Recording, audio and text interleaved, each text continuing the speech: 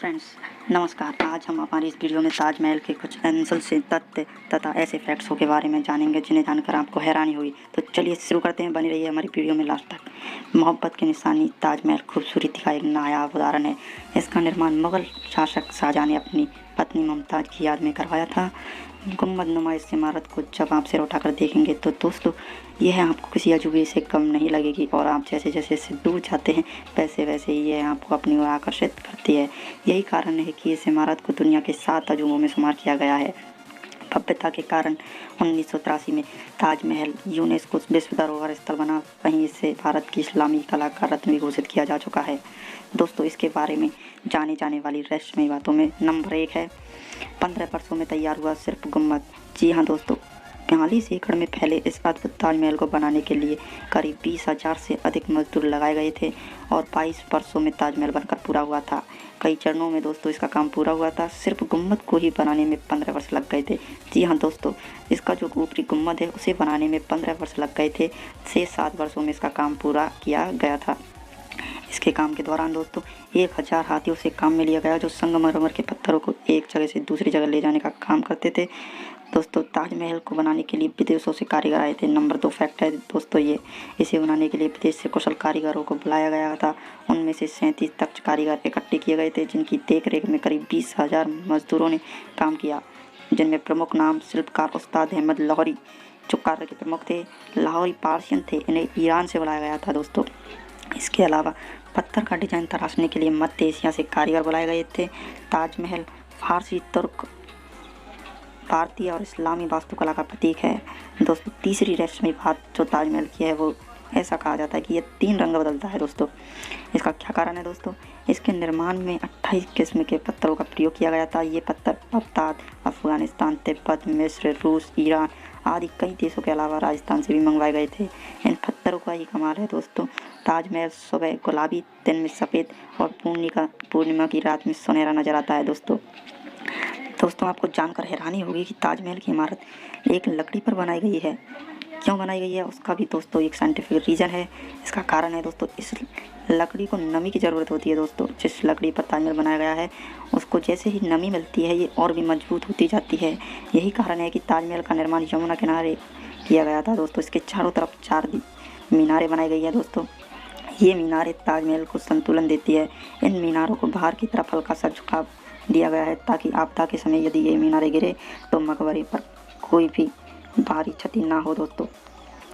Number 4 बात है दोस्तों हिंदुओं के दावे। हिंदू के दावे हैं दोस्तों कि ताजमहल एक शिव मंदिर है। हिंदू समुदायों के लोगों ने दावा किया है कि ताजमहल वास्तव में शिव मंदिर है। इसका निर्माण तेजोमहल है। उनका कथन है कि ताजमहल की बेगम का नाम मुमताज़ था और मुमताज़ की स्पेलिंग में आखिर में जेड आता है दोस्तों, जबकि ताजमहल में जे आता है। इसके अलावा भी इसमें मुम शब्द को यदि लगा रहने देते तो इस शब्द का कुछ नहीं बिगड़ता, फिर मुम शब्द हटाया ही क्यों? इसके अलावा महल मुस्लिम शब्द नहीं है। किसी भी मुस्लिम देश में ऐसी इमारत नहीं है जिसके नाम में महल शब्द का प्रयोग किया गया हो।